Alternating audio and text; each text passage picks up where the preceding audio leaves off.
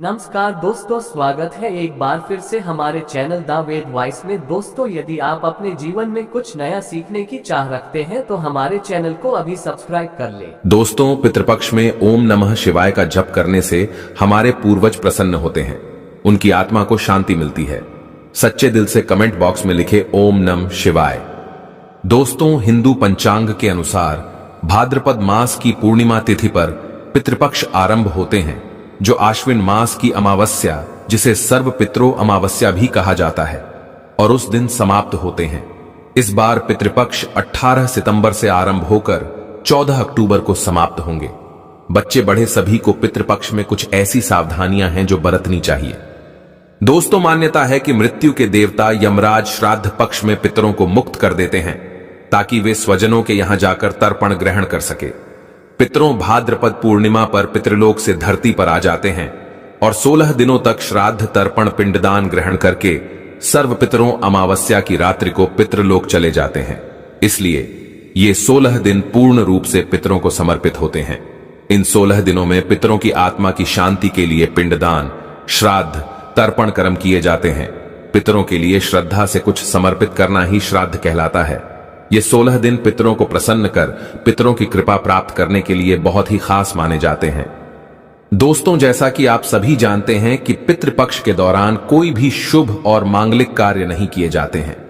शास्त्रों में पितृपक्ष के कई नियम बताए गए हैं। अगर उन नियमों का पालन ना किया जाए तो इससे पितृदोष लगता है, पितृदेव नाराज हो जाते हैं।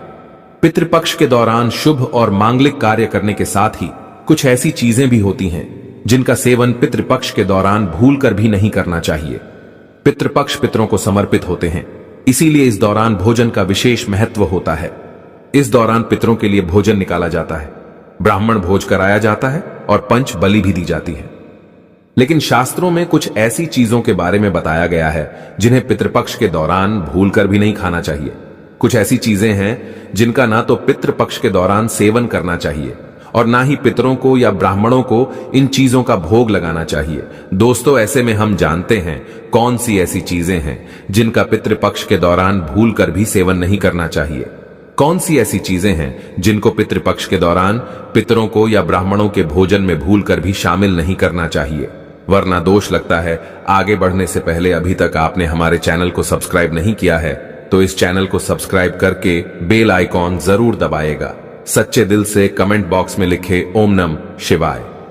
दोस्तों, बड़े बुजुर्गों द्वारा, ब्राह्मणों द्वारा आपने अधिकतर यही सुना होगा कि पितृपक्ष के दौरान वही भोजन बनाए, वही भोजन का पितरों को या ब्राह्मणों को भोग लगाएं जो पितरों को पसंद था, तभी ही पितरों की आत्मा को शांति मिलती है।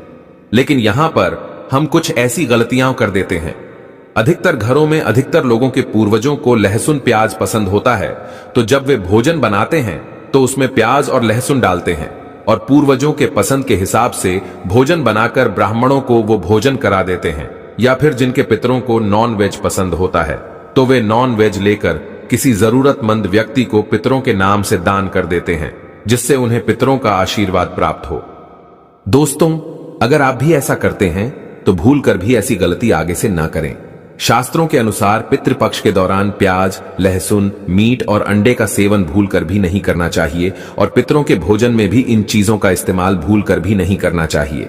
शास्त्रों के अनुसार भगवान विष्णु और महालक्ष्मी जी को पितृदेव कहा गया है। पितरों का भोजन, श्राद्ध, तर्पण, पिंडदान सबसे पहले भगवान विष्णु और महालक्ष्मी जी ही स्वीकार करती है। उसके पश्चात ये पितरों को मिलता है और भगवान विष्णु और महालक्ष्मी जी के पूजन में प्याज, लहसुन, मीट, अंडे का इस्तेमाल करना वर्जित बताया गया है। अगर आप पितरों के भोजन में मीट, अंडा, प्याज, लहसुन इन चीजों का इस्तेमाल करते हैं तो भगवान विष्णु और महालक्ष्मी जी उसे स्वीकार नहीं करेंगे, और जब वे पितृदेव स्वीकार नहीं करेंगे तो हमारे पितृ भी उस भोजन को स्वीकार नहीं करेंगे। इसीलिए इस बात का हमेशा ध्यान रखें। दोस्तों, श्राद्ध पक्ष के दौरान पितरों के निमित्त जो भोजन बनाए या ब्राह्मणों को भोजन कराने के लिए भी जो भोजन बनाए वो बिना प्याज, लहसुन और मीट, अंडे का बनाए, और ना ही पितरों के नाम का ऐसा भोजन आप किसी जरूरतमंद व्यक्ति को दान दें। श्राद्ध पक्ष के दौरान पितरों को जो भोजन बनाए वो बिना प्याज और बिना लहसुन तथा मीट, अंडे का होना चाहिए। ये सभी सामग्री शुद्ध भोजन में नहीं डालना चाहिए। घोर पाप लगता है। पितृदेव क्रोधित हो जाते हैं। ध्यान रखें, पितृपक्ष के दौरान आप भी प्याज, लहसुन और मीट अंडे का इस्तेमाल भूल कर भी ना करें। शराब आदि का सेवन भी ना करें। दोस्तों, पितृपक्ष के दौरान बासी भोजन ना करें। इन 16 दिनों में बासी भोजन शैतान को प्राप्त होता है। पितृपक्ष के दौरान ना ही बासी भोजन करना चाहिए और ना ही किसी को कराना चाहिए। कोई जरूरतमंद व्यक्ति अगर आपके द्वार पर आए तो उसे भी आप बासी भोजन ना दें। शास्त्रों में बताया गया है कि पितृपक्ष के दौरान पितृ किसी भी रूप में द्वार पर आ जाते हैं, और अगर ऐसे में आप पितरों को बासी भोजन दे देंगे तो इससे आपको पितृदोष लगेगा। इसीलिए इस बात का विशेष ध्यान रखें, ना तो आप बासी भोजन करें और ना ही किसी को दें। दोस्तों, पितृपक्ष के दौरान अपने खुद के लिए वस्त्र नहीं खरीदने चाहिए। इन 16 दिनों में आप वस्त्रों का दान कर सकते हैं, पर अपने लिए कभी वस्त्र ना खरीदे। इस दिन नए वस्त्र खरीदना अशुभ माना जाता है।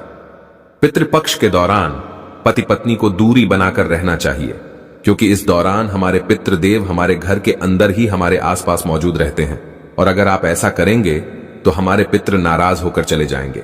पितृपक्ष के दौरान घर में रोना नहीं चाहिए, इससे भी पितृदोष लगता है। इन 16 दिनों के अंदर खुशी खुशी पितरों का स्वागत करना चाहिए, उनका आशीर्वाद प्राप्त करना चाहिए। दोस्तों, पितृपक्ष में पितरों का भोजन बनाते समय भोजन में चावल, दाल या रोटी ना बनाएं। पितरों के लिए सदैव पक्का भोजन जैसे कि पूरी, कचौड़ी, पराठे इत्यादि आदि बनाए जाते हैं। हलवा पूरी बनाए जाते हैं, खीर आदि बनाई जाती है। पितरों को खीर बहुत पसंद आती है। खीर खाकर हमारे पितृ हमें ढेरों आशीर्वाद देते हैं। पितृपक्ष के दौरान आप स्वयं दाल, चावल, रोटी आदि खा सकते हैं, पर पितरों को ये चीजें ना दें। लेकिन याद रहे, पितरों को जो भोजन बनाएं, ब्राह्मणों को जो भोजन कराएं, वो पक्का ही बनाएं, जैसे कि खीर, पूरी, मूंग दाल की कचौड़ी, दही, जलेबी, इन चीजों को आप बना सकते हैं। लेकिन याद रहे, पितृपक्ष के दौरान घर में मसूर की दाल नहीं खानी चाहिए। शास्त्रों में इसे वर्जित बताया गया है। दोस्तों, मसूर की दाल के अलावा पितृपक्ष के दौरान काले नमक, काले जीरे का सेवन भी नहीं करना चाहिए, और ना ही ब्राह्मण भोजन में इन चीजों को शामिल करना चाहिए। पितृपक्ष के दौरान मूली, लौकी, खीरा और सरसों का साग ना तो खाया जाता है और ना ही खिलाया जाता है। श्राद्ध पक्ष में इन चीजों को खाना और खिलाना दोनों ही वर्जित होता है। श्राद्ध पक्ष के दौरान पितरों के भोजन में नींबू नहीं डाला जाता। आप स्वयं नींबू का सेवन कर सकते हैं, लेकिन पितरों के भोजन में, ब्राह्मण भोजन में नींबू ना डालें। पितृपक्ष के दौरान कई तांत्रिक क्रियाएं भी की जाती हैं, इसीलिए इस दौरान दूध, दही या फिर सफेद खाद्य पदार्थ जैसे कि सफेद रंग की मिठाइयां, बर्फी इत्यादि का सेवन नहीं करना चाहिए। लेकिन हां, ये चीजें आप अपने घर में ही बनाकर खा सकते हैं। दोस्तों, पितृपक्ष के दौरान गाय के दूध का सेवन करने से बचना चाहिए, खास तौर पर वो गाय जिसने हाल ही में बच्चे को जन्म दिया हो। ऐसी गाय के दूध का सेवन भूल कर भी ना करें। पितृपक्ष के दौरान खीर अवश्य ही बनाई जाती है, और खीर का पितरों को, ब्राह्मणों को भोग लगाया जाता है। इसीलिए आप पितृपक्ष के दौरान दूध से ही खीर बनाकर उसका भोग लगाकर प्रसाद के रूप में उसे ग्रहण कर सकते हैं। लेकिन खाली दूध का सेवन ना करें, यानी सीधे दूध का सेवन ना करें। पितृपक्ष के दौरान कड़ी बनाना और खाना भी वर्जित होता है, इस बात का विशेष ध्यान रखें। पितृपक्ष के दौरान कुलथे की दाल का भी सेवन ना करें। दोस्तों, ध्यान रखें, पितृपक्ष के दौरान आप पितरों के लिए जो भी भोजन बनाए, उस भोजन में आप तिल अवश्य ही डालें।